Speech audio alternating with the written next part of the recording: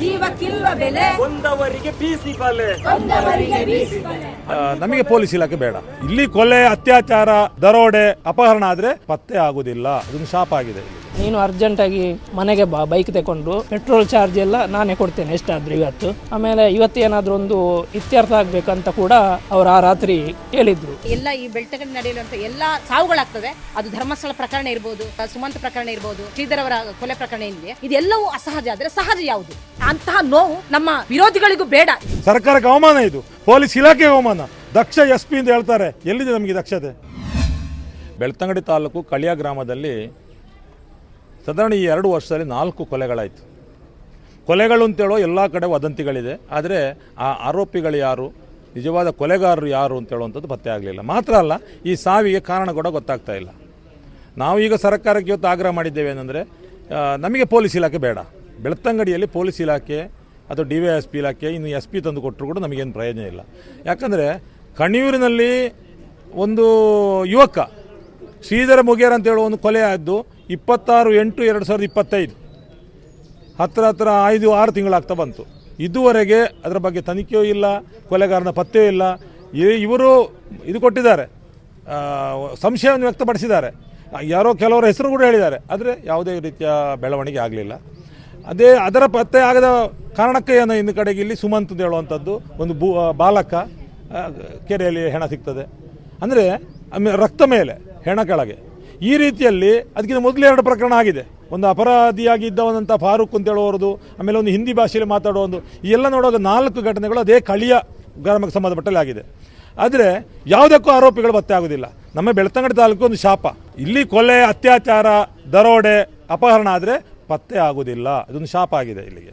ಬಹುಶಃ ಇನ್ನೇನು ಯಾವ ಪೊಲೀಸ್ ಬಂದರೂ ಆಗೋದಿಲ್ಲ ಅಂತ ಗೊತ್ತಿಲ್ಲ. ಧರ್ಮಸ್ಥಳ 460 ಪ್ರಕರಣಗಳಿವೆ ಪತ್ತೆ ಆಗೋದು. ನಾವು ಅದೆಷ್ಟೋ ಹೋರಾಟಗಳು ಮಾಡಿದರೂ ಕೂಡ ಹೋರಾಟಗಾರರ ಮೇಲೆ ಕೇಸ್ ಹಾಕ್ತಾರೆ ಈ ಸರ್ಕಾರ ವಿನ ನಿಜವಾದ ಆರೋಪಿಗಳನ್ನು ಪತ್ತೆ ಹಚ್ಚುವಂಥ ಕೆಲಸ ಮಾಡ್ತಾ ಇಲ್ಲ.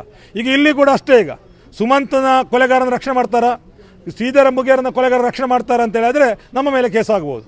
ಯಾಕೆಂದರೆ ನ್ಯಾಯ ಕೊಡಬಾರ್ದು ಅಂತೇಳುವ ಒಂದು ತಾಲೂಕಿದ್ರೆ ಅದು ಬೆಳ್ತಂಗಡಿ ತಾಲೂಕು ಅಂತೇಳಿ ಸರ್ಕಾರ ನಿರ್ಧಾರ ಮಾಡಿದೆ. ಅದು ಕೇಂದ್ರ ಸರ್ಕಾರವೂ ಅಷ್ಟೇ, ರಾಜ್ಯ ಸರ್ಕಾರವೂ ಅಷ್ಟೇ.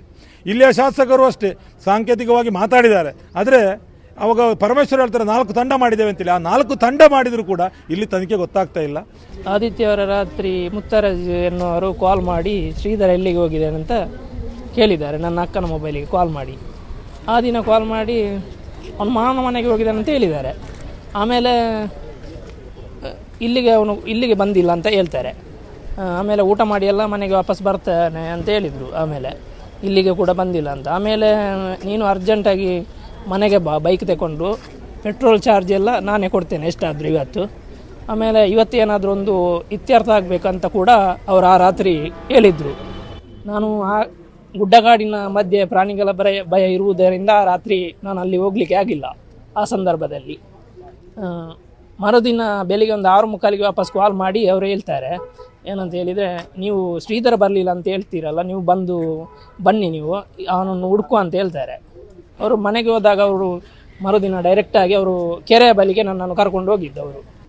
ತಮಗೆ ಗೊತ್ತಿರುವ ಹಾಗೆ ಶ್ರೀಧರ್ ಮುಗೇರ ಕೊಲೆ ಪ್ರಕರಣ ಮತ್ತು ನಮ್ಮ ಸುಮಂತ್ ಪ್ರತಿಭಾನ್ವಿತ ವಿದ್ಯಾರ್ಥಿ, ಈ ದೇಶದ ಭವಿಷ್ಯ ಆಗಿದ್ದ ಹುಡುಗನ ಏನು ಅಸಹಜ ಸಾವಿದೆಯಾ, ಇದಕ್ಕೆ ಸಂಬಂಧಪಟ್ಟು ನ್ಯಾಯ ದೊರಕಿಸಬೇಕು ಅನ್ನುವಂಥ ನಿಟ್ಟಿನಲ್ಲಿ ನಾವು ಇವತ್ತು ಪ್ರತಿಭಟನೆ ಕೊಡಿದೆ. ಮುಂದಿನ ದಿನಗಳಲ್ಲಿ ಕೂಡ ಇದನ್ನು ನ್ಯಾಯ ಸಿಗದೆ ದೊಡ್ಡ ಮಟ್ಟದಲ್ಲಿ ಕೊಂಡು ಹೋಗುವಂತಹ ಒಂದು ನಿರ್ಣಯವನ್ನು ಕೂಡ ತಗೊಂಡಿದ್ದೇವೆ. ತಮಗೆ ಗೊತ್ತಿದೆ, ಎಲ್ಲ ಈ ಬೆಳ್ತಂಗಡಿ ನಡೆಯುವಂಥ ಎಲ್ಲ ಸಾವುಗಳಾಗ್ತದೆ. ಆದರೆ ಎಲ್ಲ ಸಾವುಗಳು ಅಸಹಜ ಸಾವುಗಳು. ಅದು ಧರ್ಮಸ್ಥಳ ಪ್ರಕರಣ ಇರ್ಬೋದು, ಅಥವಾ ಈಗ ಸುಮಂತ್ ಪ್ರಕರಣ ಇರ್ಬೋದು, ಅಥವಾ ಇದು ಇವರು ಶ್ರೀಧರ್ ಅವರ ಕೊಲೆ ಪ್ರಕರಣ ಏನಿದೆ, ಇದೆಲ್ಲವೂ ಅಸಹಜ. ಆದರೆ ಸಹಜ ಯಾವುದು? ಈಗ ಕೊಲೆಗಾರರೇ ಇಲ್ಲ, ಒಂದು ಹೆಣ ಸಿಕ್ಕಿದೆ ಅಂತ ಹೇಳಿದ ಮೇಲೆ ಆ ಕೊಂದವರು ಯಾರು?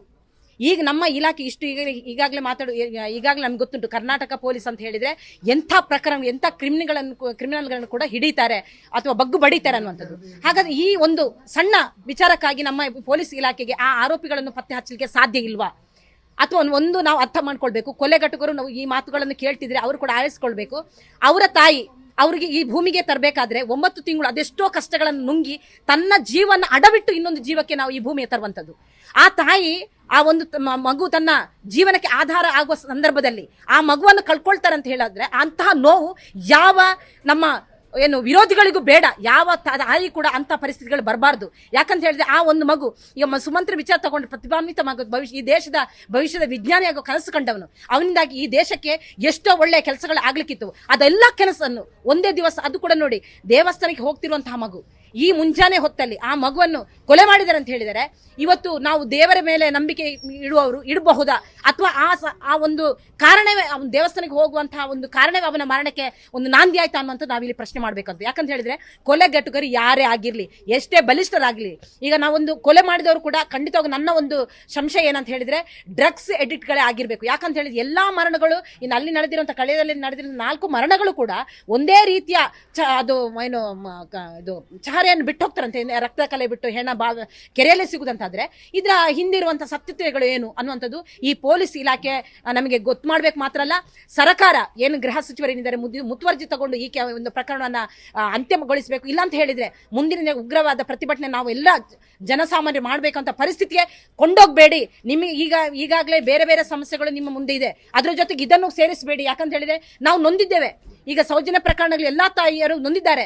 ಈ ಪ್ರಕರಣ ಕೂಡ ನಮ್ಮನ್ನು ಇನ್ನಷ್ಟು ಕಣ್ಣೀರನ್ನು ಇಡುವ ಮಾಡಬೇಡಿ, ನ್ಯಾಯ ಒದಗಿಸಿಕೊಡಿ. ಆ ಮಗುವಿನ ನ್ಯಾಯ ಈ ತಾಲೂಕಿನ ಎಲ್ಲ ಒಂದು ಏನು ಪ್ರಕರಣಗಳು ಅಂತ್ಯ ಆಗಬೇಕು. ಅದರ ಜೊತೆಗೆ ಆ ಮಗುವಿನ ತಾಯಿಗೇನು ಈಗ ಬೇರೆ ಬೇರೆ ಆರೋಪಗಳು ಕೂಡ ಕೇಳಿ ಬರ್ತಾ ಇದೆ, ಸತ್ಯಾಂಶಗಳು ಎಲ್ಲಿ ಕೂಡ ಗೊತ್ತಿಲ್ಲ. ಆ ತಾಯಿಗೆ ಒಂದು ಮನಶಾಂತಿ ಸಿಗ್ಬೇಕಾದ್ರೆ, ಆ ಕುಟುಂಬಸ್ಥರಿಗೆ ನ್ಯಾಯ ಸಿಗಬೇಕಾದ್ರೆ ಈ ಪ್ರಕರಣದ ಆರೋಪಿಗಳ ಪತ್ತೆ ಖಂಡಿತವಾಗಿ ಆಗ್ಬೇಕು ಅನ್ನೋದು ನನ್ನ ಅನಿಸಿಕೆ ಸರ್. ಆದ್ರೆ ನಮಗೆ ಹೇಳುವಂತದ್ದು ಏನಂದ್ರೆ, ಇದು ಒಂದು ವೇಳೆ ಈ ಬಾಲಕ ಸುಮಂತ್ನ ಕೊಲೆಯನ್ನು ಅವರು ಕೊಲೆಗಾರನ ಪತ್ತೆ ಆಡದಿದ್ರೆ, ಅಥವಾ ಇಲ್ಲಿ ಅಣ್ಣ ಇದ್ದಾನೆ ನಮ್ಮ ಶ್ರೀಧರ ಮುಗೇರನ ಕೊಲೆಯ ಬಗ್ಗೆ ಪತ್ತೆ ಆಗದಿದ್ದರೆ ಈ ತಿಂಗಳ 28 ತಾರೀಕಿಗೆ ನಾವು ಕಾಯ್ತೇವೆ.